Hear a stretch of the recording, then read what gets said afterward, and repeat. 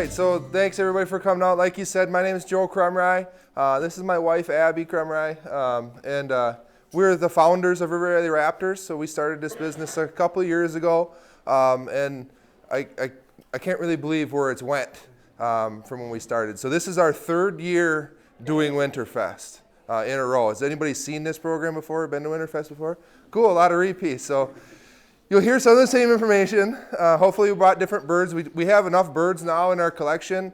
We have 15 different raptors at home, so we try to cycle them out. So if we do repeat years of things, we try to cycle out the birds and bring new ones every year just because we do tend to have some repeat customers and things like that.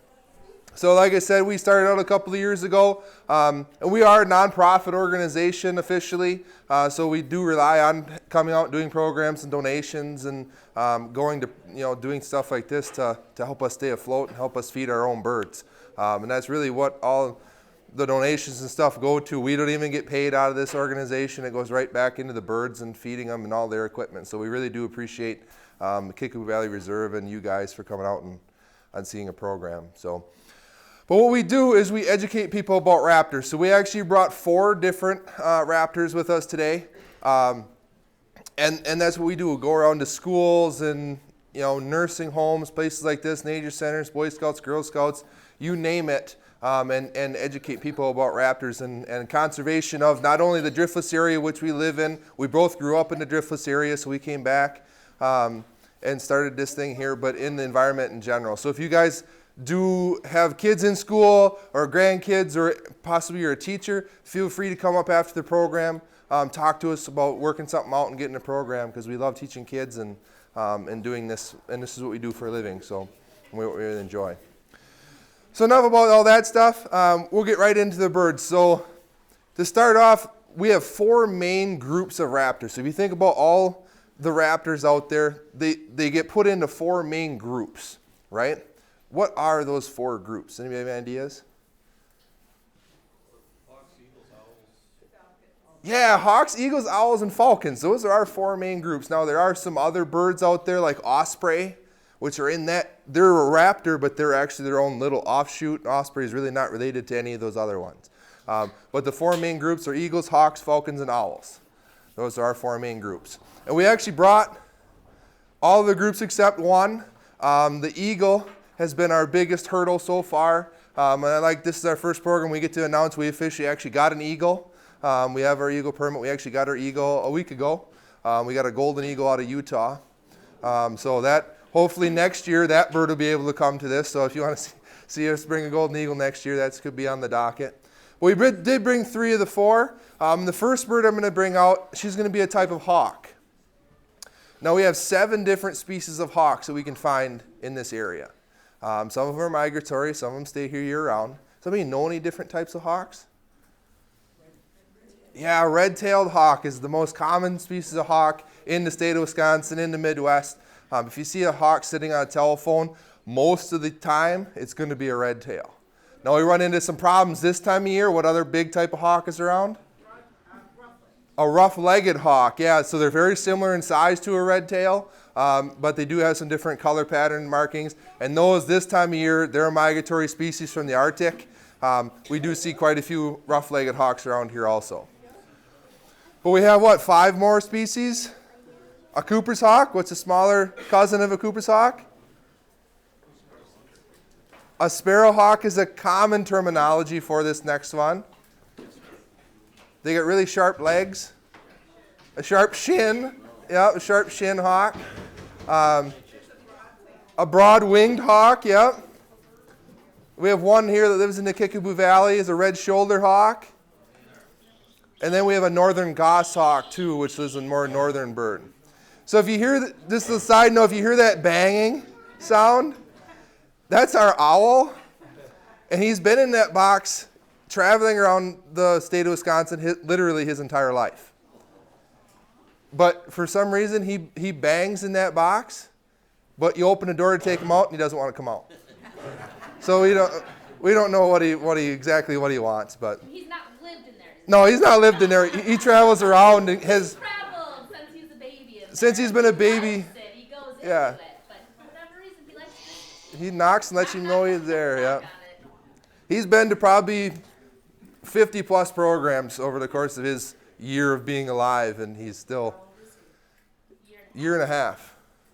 So he's done over 50 programs, and that's what he does. He likes you to know he's there. He's like, hey, don't forget about me. So I'm going to bring out our first bird here, and we're going to see if you guys how good your identification skills are, if you can identify what type of bird she is. Step up. Yeah, feel free to take as many pictures as you want. They can't really identify the flash in your camera, so if you need to use flash, go right ahead. So anybody know what type of bird I have right here?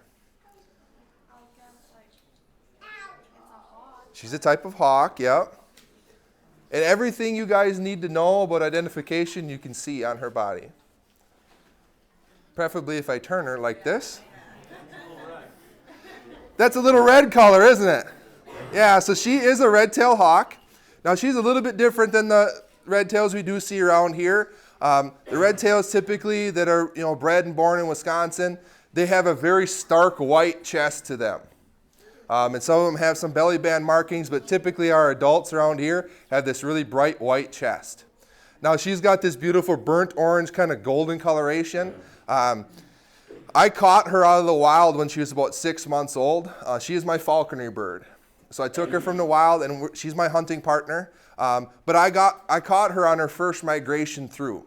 So she's from somewhere not from Wisconsin. So she can be from northern Canada. I have no clue where she came from, but she's not the typical red tail that you see around here. And this bird's name is Danny.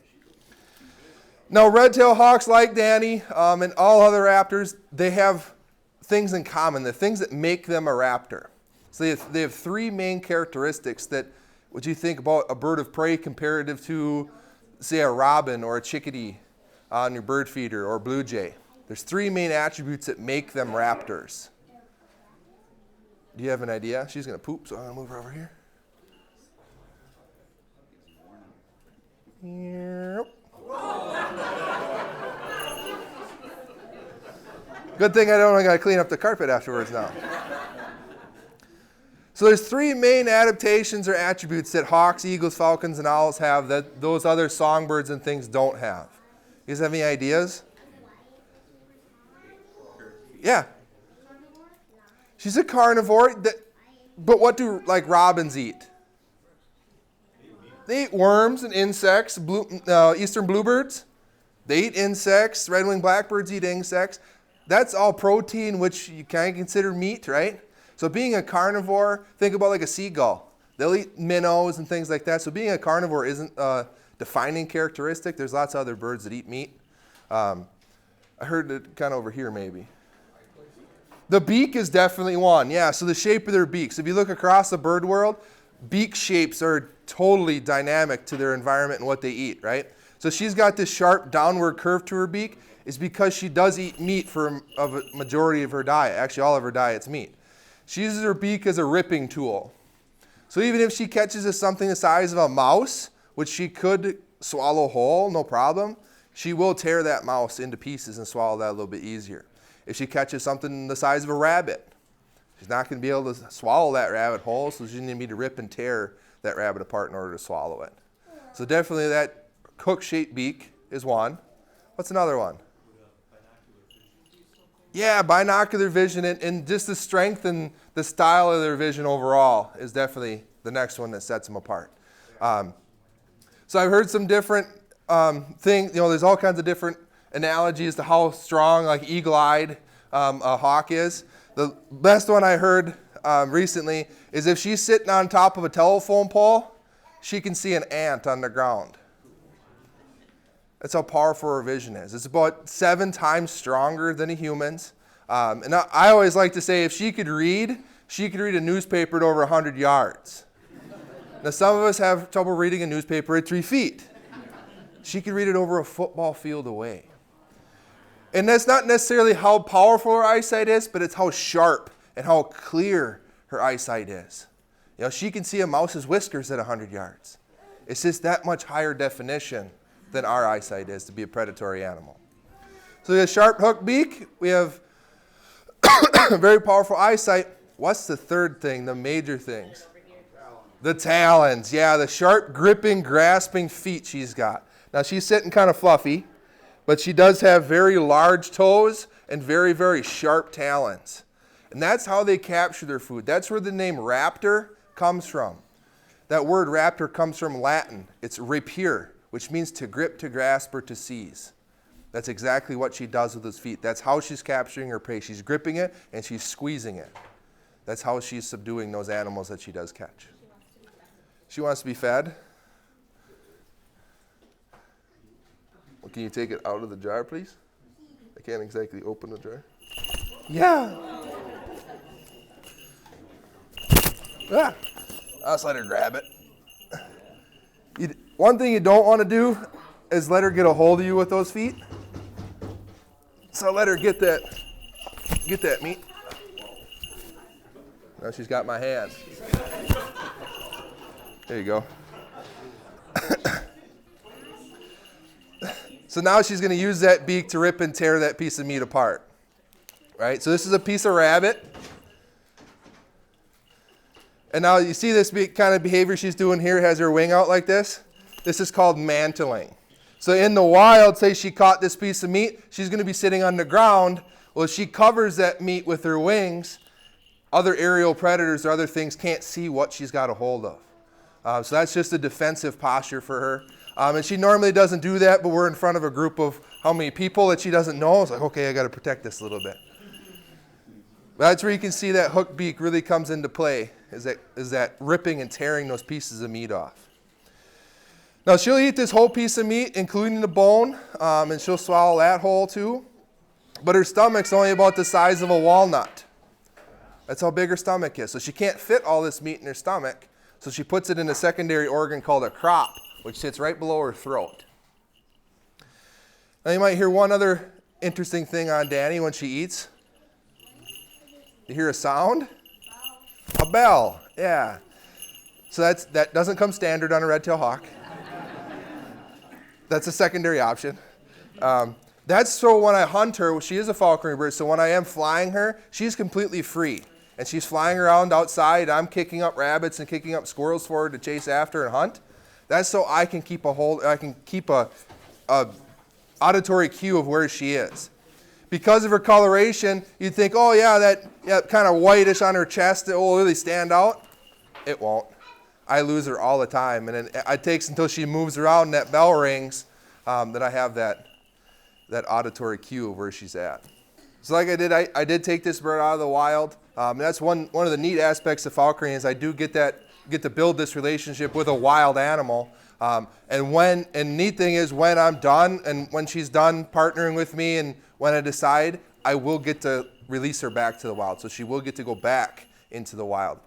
One of the things about raptors in the wild is they don't have a very high survival rate. So out of every single red-tailed hawk chick hatched in a given year, about 80% of them die before their first birthday due to a number of factors, starvation, hit by cars, you name it, 80% of them die.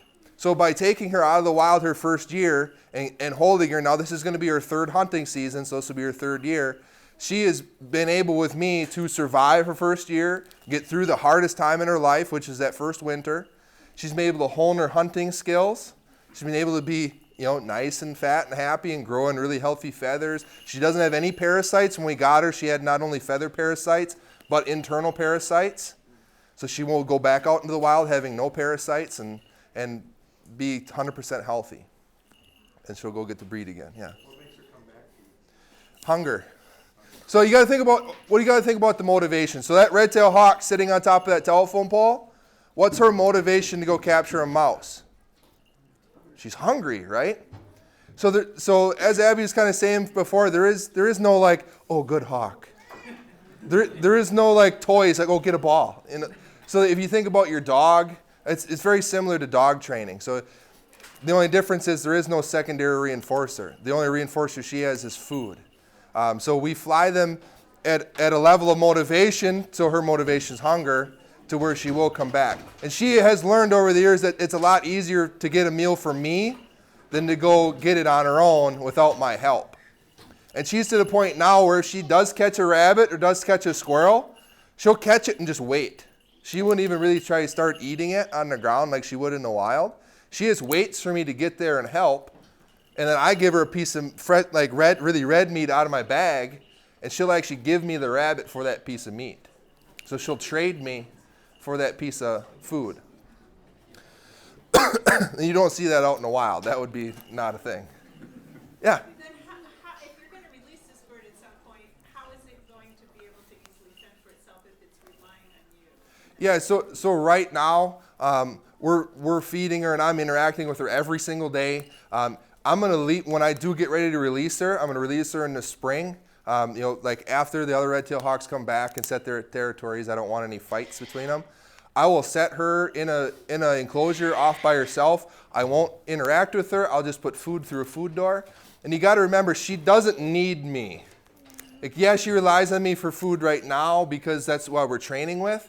But she is a total 100% top of the food chain, was living on her own out in the wild predator. So she doesn't need humans. So I'm just going to let her alone, let her kind of just rewild and not have any daily interaction. That's really what keeps these raptors calm around people, is just our constant interaction with them. And then after like a month of being just fed through a food chute, no interaction with us, and getting to look at the woods, and then she'll be ready to go out on her own. And rely on is not the right Is a term, yeah. She has learned that it is easier hunting with us. Yeah. When we walk through the woods, we kick up game. So it makes sense for her to follow us. It's the same as when a hawk follows the tractor through they're cutting down the straw and the grass, and all the mice are running out. I hear from farmers all the time, oh yeah, I've got a hawk that follows me the whole time and grabs the mice. It's the same thing. She's just learned we're easier, so we're smart to follow, but she still has those skills. She has 100% of the hunting skills And that she needs. on the flip side, if we're out hunting and we're not producing anything, she goes off on her own. Like, well, I can go hunt without you guys. You guys are bad at hunting, so I'm going to go off on my own and find it by myself. So hopefully she'll finish up here so we can get Go on ahead. our next bird. You could probably get him out while she's eating. yeah, that's I'll just trade spots with you. Alright. I need to give you this, So- though. Oh, yes. Quick microphone switch here. What's the clutch size of red-tailed hawk? Typically, the clutch size would be probably on average 2, 3. You sometimes, depending on their environment, how much food they got, maybe up to 4. But 2, I would say, is the most average number.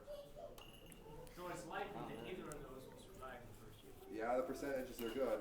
Yeah, that they won't survive. So. And it's also more likely that, rather than maybe if they had 3, 1 from each clutch surviving, it's more likely that a red tail or any raptor will have their entire clutch survive versus another raptor may have their whole clutch not survive. Our next bird that we're getting out for you guys is from a different group of raptors. He's actually the smallest in North America of his kind. Does anybody know what group this is?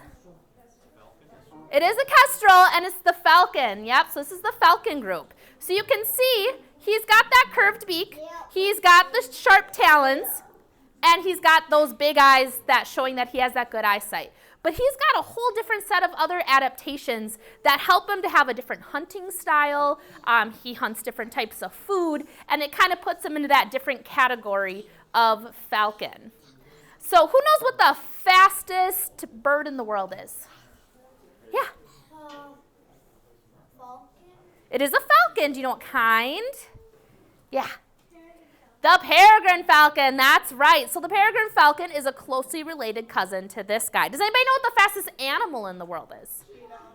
How fast does a cheetah go? 70. Does anybody know how fast a peregrine can go?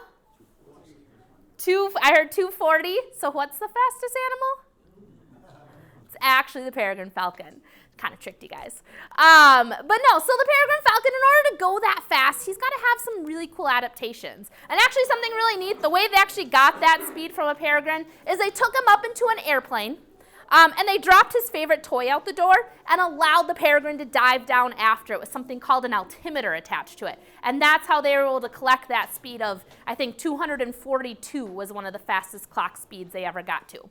So you're going to be able to see some of those adaptations on this little guy. So if you've ever been in a car and driving and maybe stuck your head out of the window while someone else was driving, I hope, as you go really fast, is it easy to breathe? No, it gets harder to breathe. And so as I walk him around, you're going to be able to see these little cone-shaped nostrils that sort of baffle the air while he's flying. And that's what allows them to breathe. And then inside that nostril is actually, it's almost like a little spiral that allows just the right amount of air to get into those lungs and those air sacs, allowing them to breathe. So I'm going to walk him around here so you guys can get a nice close-up look of him. Some other things to look at as I'm walking him around is he's got these very narrow, tapered wings. Where's the air sac? Inside, yeah. So we're looking at the nostril, that kind of cone-shaped nostril. And you Right can't, by his... Yep, right on his nose there, right on the yellow part. It's called his cere. And then again, those tapered wings, he's going to tuck those tight against his body, and it's going to give him almost a teardrop-like shape. That's going to make him very aerodynamic. Now, on the back of his head, you'll also see he's got those two black spots. Those are called eye spots. And those are actually for protection. So if a predator were to come, he can tuck his head, and it looks like two really big eyes. So it makes him look like a bigger animal that's staring up at him, which is going to protect him from other predators. Now, do you guys know what falcons typically eat? What's their food source? They're aerial predators. So they catch their food in the air. Birds, yeah, so falcons are bird eaters. So they have these really long, skinny, narrow toes to help grab their prey out of the sky. Now, he's going to eat small birds as well. In fact, as well as the sharp-shinned hawk, these guys also get that nickname Sparrow Hawk because they catch small sparrows. But he's also going to go after another prey item that flies around. Insects. Yeah, in the summer, about 90% of his diet is actually going to be insects. And so they're actually time their migration with the green dragonfly so that while they're flying south, they basically have fast food on the go. They can grab those dragonflies. So you can see those toes for grabbing both insects, birds, and then, of course, he's also going to eat mice. This is Jerry, by the way, or Geronimo. And he's a little interesting, too. He came to us. We've started a partnership with the Cooley Region Humane Society over in La Crosse, Wisconsin. And they do some wildlife, but unfortunately, they just don't have the space and the funds to get these big flight cages that a lot of raptors need in order to be able to fly around, get that muscle strength back, and go back out into the wild. So oftentimes, she transfers them either to other rehabbers, or she's been transferring them to us so that we can fly them, get that muscle back, have them go out hunting a couple times before they get released back into the wild. So he was found on the ground as a little fledgling. Someone found him, brought him in, and so she asked if we wanted to take him and fly him. So we brought him home right away, and we're flying him in our house at first because he was in that really important time where they needed to get that muscle and that flight going as a young bird. And as he's flying around our house, we're taking videos, and we're noticing he's starting to cock his head as he flies. And so we discovered that he's actually blind in his right eye. So we think it was probably a genetic defect. So when he hatched, he was probably hatched that way. And unfortunately, nature can be a little cruel. And if a parent knows that one of their young isn't going to survive, they'll actually shove them out of the nest just to increase the chances of their other young surviving. So that when they're bringing food back, that food is going to the young that they know will survive and go off on their own. So he's got some interesting characteristics. He's kind of a little goofball. But we have been working with flying him. And so, is anybody in here afraid of birds at all? Because we are going to fly him a couple times, if you're okay with that. I say if you're okay with that because of that blind eye. Typically, he flies back and forth really well, but sometimes if he gets like excited and like turns when he's flying, he loses sight of the glove, and he kind of has this like panic mode, and so he'll kind of turn, and at our house, he just lands right on a shelf. But when we're in a room full of people, sometimes heads look interesting. He does not bite. He does not do anything. So if he does land on your head, we're just going to go twice, so the chances are very low. But if he does land on your head, we'll grab him right away. It only happened to one other person, and she was pretty excited about it. So, so we'll give it a try. I need a couple, too, if you can give me some. Oh, I got one for you. Oh, okay. Let's do one to me, one to you. Okay. Sounds good. All right, buddy. Come here, bud. See, now he's got his blind side to me. So I got to wait for him Till to he turns. turn. Come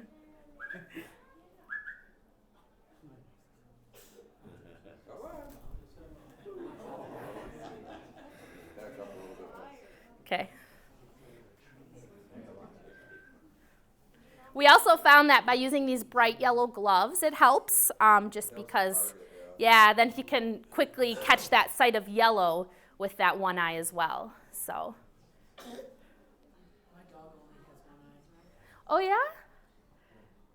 Yeah, it's interesting how they compensate. And actually, birds can survive in the wild with only one eye, but typically it has to happen when they have to lose that sight when they're an adult. Because they already have those hunting skills, and then they're able to basically compensate those hunting skills and kind of shift them. If it happens when they're young like this, and they haven't learned to hunt, that skill is very very hard to be able to learn how to hunt with that eye, and so they typically don't survive. So, what was that? How tall? Like a couple inches, 4 or 5 inches. I'm not good at estimating that. So I'm going to have Fernanda come up and get out another bird, because something interesting about kestrels is that they are one of only 3 raptors in Wisconsin that show color difference between males and females. So typically in raptors, males and females look exactly the same. So there's really only one way you can tell the difference. Does anyone know what that is?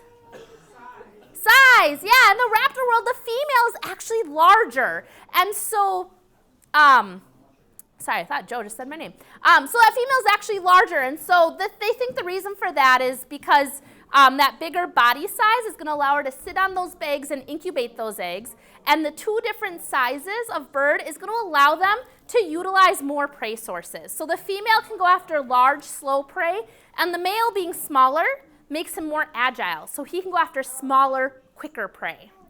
So this is Pippa, and as you can see, Pippa here is a female. And so I'm going to pass it over to Fernanda, and she's going to talk to us a little bit more about kestrels. Yeah, so like Abbie said, they're one of the few species where you can see a color difference between them. Like you can see Jerry has some gray in his wings, and Pippa does not. She has brown and black on her wings. We do actually have another demonstration where you can see it a little bit better.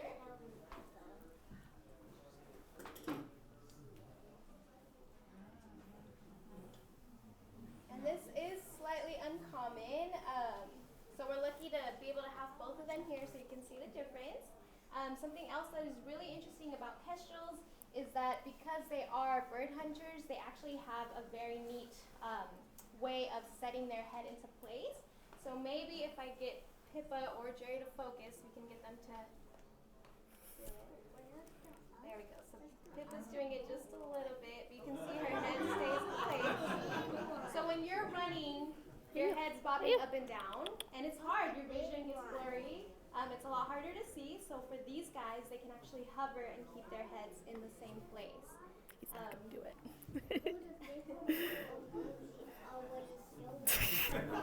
He's like, what? And kestrels not only use this hovering to see their prey, they actually also have very special eyesight. We have rods and cones in our eyes just like birds. Rods help us see motion, and cones are in the center of our eye. They help us see colors. birds have so many more cones in their eyes that kestrels are actually able to see UV light. And they use this when they hunt for voles. So during the wintertime, when they focus more on catching sparrows and catching starlings, they'll also go for small rodents, and they'll use their ability to see UV light to see traces of UV in rodent urine. And now Abbie will take out our last bird. Actually, before we do, I was going to talk about one last thing about falcons. So we hear a lot with the eagle coming back from near extinction, and who knows why the eagles nearly went extinct? What was it? DDT. Yeah, so what a lot of people don't realize is that the peregrine falcon was also affected by DDT, and so their population started to decline, and it was actually a falconer who was out looking at birds, watching, trying to maybe trap one to use for falconry, that noticed this decline of peregrine falcons, and they discovered it was the exact same thing. It was the DDT. Now, DDT didn't just kill bald eagles or kill peregrines outright. Do you know what it did to them? Yeah, it's in the eggshells. But a lot of people are like, well, why was an eagle eating, DDT? And so it was actually through something called bioaccumulation. So I'm gonna need some volunteers. First, I'm gonna need, who likes mosquitoes? Anyone? Nobody likes mosquitoes. Okay. I need some mosquitoes to come on up here. You want to be a mosquito? All right. Do you want to be a mosquito? Okay, come on up here. All right. You want to be a mosquito? You? No? All right, I need 2 more mosquitoes. You want to come up? Okay, both of you can come up. All right. So you guys are going to be my mosquitoes, and I'm going to send you guys right down over to the end here. Now, what is something yummy that eats mosquitoes? Bats. Bats are a good one, so you can come over here and be my mosquito. What else? Maybe some fish. Well, we'll find some fish, how about? Can I get some fish? You want to be a fish? All right, you come up here. I need 1 more fish. Do you want to be a fish? Okay, you come up here. You can come stand right here. So our fish are going to eat our mosquitoes. Now, what's something really big that loves to eat fish? An eagle. Would you like to be my eagle? All right, come on up here. All right, so you're going to come up here. Now, how many of you guys like eagles? Yeah, we all love eagles, don't we? So what happened is we took this DDT and we sprayed it all over the mosquitoes because we didn't want mosquitoes. So we sprayed it all over you guys, and you guys die. I'm sorry. You can go sit down. Now what happens is all of these fish were eating these bugs that were sprayed with DDT. So they were eating them, and then you guys are going to get eaten by the eagles, so you guys are going to die. I'm sorry. So you guys can have a seat. Good job. Thank you so much for coming up here. And so then we have our eagle. And our eagle's at the top of the food chain. And our eagle is eating big fish. Our big fish are eating smaller fish. Our smaller fish are eating those mosquitoes. So you saw everyone I had up here, all of them were going inside the eagle.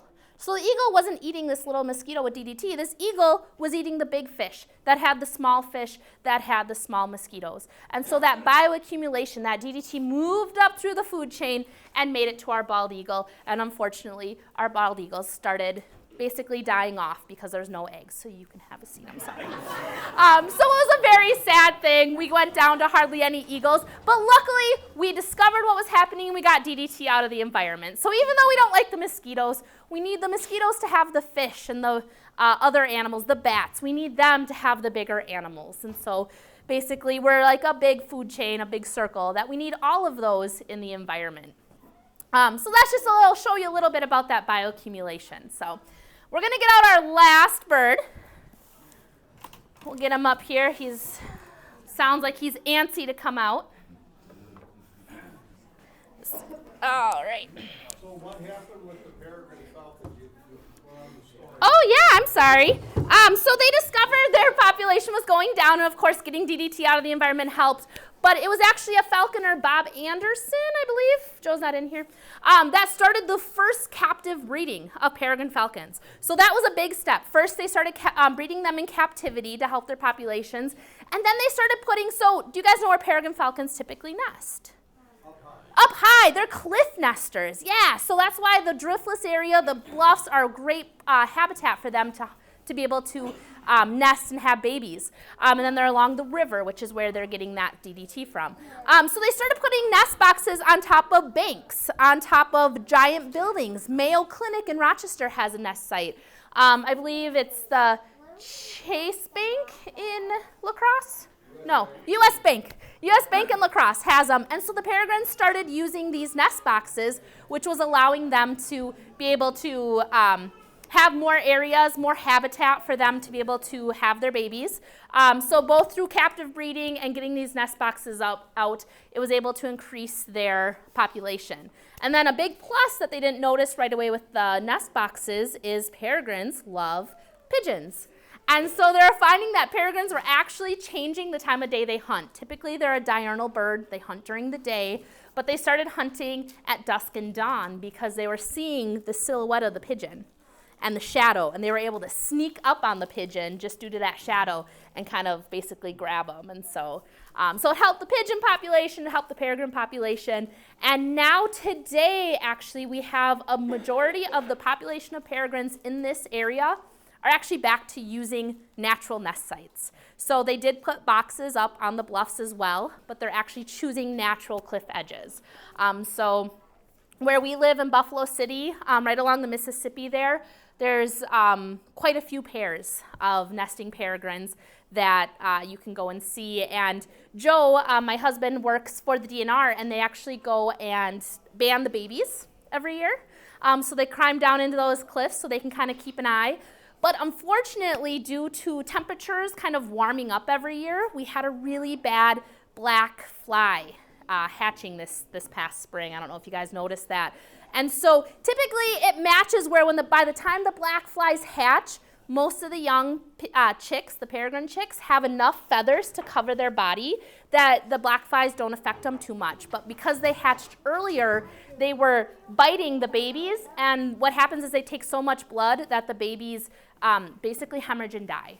So we had one successful nest that we got to go into, but the other nests, they had just gone in and the babies had just passed away due to black flies. So another issue, again, always having to look and see what we can do out in the environment to kind of keep an eye on the balance of things. So, all right, so we're gonna get on our last bird. I'll go kind of quick so that we can leave time. We'll leave some stuff up here at the end. We'll bring Jerry back out. I know, Cash, you wanna come out? And we'll give you time to come up here and ask questions before the next presentation. So I'll kind of go through this fast. Some differences you don't get to see with the owl right away is their skull. So I've got a hawk skull and an owl skull. And this owl skull, if you look at the eye sockets, they have these big bony plates. So raptors' eyes are typically as big as their brains. Owls' eyes are bigger than their brains. They're so big, they have these bony plates to help support them. They also have feathers covering their toes. And that's because owls are not only here year-round, so hunting in the wintertime, but they're also hunting at night when it's colder. So these feathers on their feet help keep them warm. And then in the case of the snowy owl, actually kind of act like snowshoes when they're up in the Arctic, up on the snow. And then the last difference is going to be in their feathers. If Cash stays quiet long enough, we'll see if we can hear the hawk feather. And then due to the softness of the owl feather, so at the end I highly encourage you all to come up and feel the owl feather. They have that silent flight due to the way that feather is constructed. So also fringed or kind of serrated on the end. All right, so I'm going to get him out here. He's going to come out and be like, oh, there's so many people out here. Why do I want to come out again?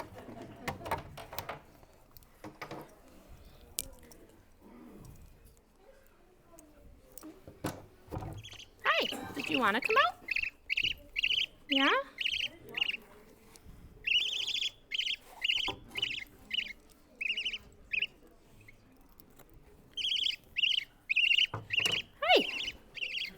So, as we kind of mentioned in the beginning, Cash is only a year and a half. Now, typically that noise he is making, by the time he becomes an adult, yeah, figured we'd do that right away. There we go. All right, now that we got that out of the way. So typically that kind of squeaky noise is something that they grow out of as an adult. But Cash here is what we call a human imprint. So he had fallen out of the nest as a baby, and I'm going to need another volunteer. Who wants to come on up here? How about you right there? You can come on up. All right, and come stand right here. Now, what's your name? Ethan. All right, Ethan. So what we're going to do is we're going to pretend that you're a rehabber. So rehabilitators are like doctors for wildlife. They're who take care of the animals when they come and they get injured in the wild. There's no doctor that he could take his baby to. So we have wildlife rehabilitators that help take care of animals. So we're going to pretend you're a rehabber. We're going to pretend that Cash is a little baby. So now you as a rehabber, what you have to do is you have to teach him how to be an owl. Okay? Are you ready? Okay, go. Okay, what are some things he's going to have to learn how to do? Fly. So can you flap your wings? Whoop. All right, come on, bud. Come on. There we go. So can you fly, though? No. So that's going to be tough. What are some other things they have to learn how to do? Hunt. Can you catch mice with your feet? You can? No. All right. Owls can, yeah, but if you're going to teach him to be an owl, you have to teach him how to hunt with his feet. You're also going to have to teach him how to hoot. Can you give us your best great horned owl hoot? How do they sound? Okay, I'll help you. They go, hoo, hoo, hoo, hoo, hoo. You try that? What do you think? You hoot? He's like, I have no idea what you're saying. So it's pretty tough to teach him how to be an owl, right? All right, you can have a seat. Thank you. So at the rehab center I used to work at, we did not teach them how to be owls because, as you can see, we make terrible owls. But what we did is we had foster parents that raised all the baby birds that came in because birds imprint. They imprint on their species. So who's ever feeding them, that's their mom and dad. And so they learn that that's what species they are. So in his case, when he fell out of the nest, he had just some minor injuries, but he was only 4 days old when he fell out of that nest. And so he was too young to go in with the foster parent. He had to live in the clinic. And during that time, the staff were feeding him. And he's looking up at them and going, okay, you're my mom, you're my dad, I am a person. So he's what we call a human imprint. And he thinks he's a person now. And so that's another reason why he's technically never left his mom. So he still has those kind of chirpy noises that he makes. Right now he's just panting because he would love to be outside in the cold weather. And so sometimes when he's inside and flaps his wings a little bit, it makes him a little hot, and so he starts to pant. But so it makes him an excellent ambassador, though, because when he comes out, he looks at you guys and he's like, all right, I'm a person, you're a person, so this is okay. But he's in what I like to call the teenage years right now. So when he was a baby, he loved to be around us. When he was learning to fly, we were trying to keep things in our house, keep him, perched by us so he was used to us, but we'd kind of keep him over on the railing. He would fly across the room and land on our couch as soon as he started to learn to fly and want to sit right next to us while we were watching TV. And our daughter was 2 months old. He was 2 months old, and it was an interesting time of day. She came early, so these guys grow really fast. He should have been outside in his enclosure by the time she was born. But with her being early, they end up being raised together. So he loved to be with us, and now he's in that teenage years where, okay, I should be away from mom and dad, but I'm not ready to mate yet. So should be wandering around figuring things out. So he's not really into us right now. And then come this spring, or for sure by next spring, he's going to be looking for a mate. And so then his interest is going to be back into either us or all of you. So next year, he's going to come out and be like, all right, which one of you would make a good owl-human mate? And he'll start hooting at everybody and looking and trying to make himself look attractive. So we got to get through these iffy teenage years where he's just like, I don't want to be by anyone. I should just be wandering. And then we'll be getting into those fun years again where he's just going to be hooting at everybody. So yeah, so we've got just a little bit of time left. I know I didn't cover too much on owls, so I'm going to get him put away and get Jerry back out, and we've got some stuff you can see. Before I do that, I'm going to pass it back to Fernanda, and she's just going to tell you guys some things. The whole reason we do this, it's fun to have birds, But, they're meant to be out in the wild, and unfortunately, he can't go back to the wild. So his role now is to keep his cousins wild. And so we want to just talk to you about a few things you guys can do that not only help keep him safe, but help keep his cousins safe and help keep wildlife in the wild where it belongs. So how many people hunt or fish here? So one problem that we have, we see a lot of birds come into the rehab programs due to fishing line. So sometimes I know it gets caught, it gets left behind. But that actually means that these birds can sometimes get tangled up in that, and then we have to take care of it. And then they're, put into the situation where they have to go into a rehab program, they're out of the wild for a while, then they have to be released, and we have to hope that we prepared them well enough and, cover any injuries to make sure that they get back here. So what we suggest is just making sure that you do take your fishing line Sorry. There, you're good. How do I hook it in? Just clip it to your shirt. I can't. Clip it. Over. There. Oh, Nope. No, you're good. Oh no, it won't clip. Oh, there we go. sorry, intermission. So we suggest that you make sure that any fishing line is taken with you, and if you find any fishing line, we actually ask that you take it and you cut everything up. So that makes it so it's less likely that someone will tangle up into it. We also recommend using copper instead of lead bullets, which is a really great way to make sure that eagles are not affected by lead poisoning. So it only takes the smallest amount of lead to injure an eagle. So if you were to draw a dot with a pencil, that's the amount of it takes. So it takes nothing. And usually when we find out that an eagle has been poisoned, it's not taken into the shelter because we think it's poisoned. It's actually through a secondary cause. So maybe they were hit by a car because they're lethargic, because they've been poisoned. And then the process to get them back to health is really, really painful for them. So we'd rather just try to avoid that. So we suggest using copper instead of lead bullets. And we also suggest trying to keep your cats indoors during fledging season. I know we have some outdoors cats, and we know that they love being outside. It must be hard to be cooped up all day. So at least during fledging season, when you see that the baby birds are hatching and they're more prone to fall out of their nest, we ask that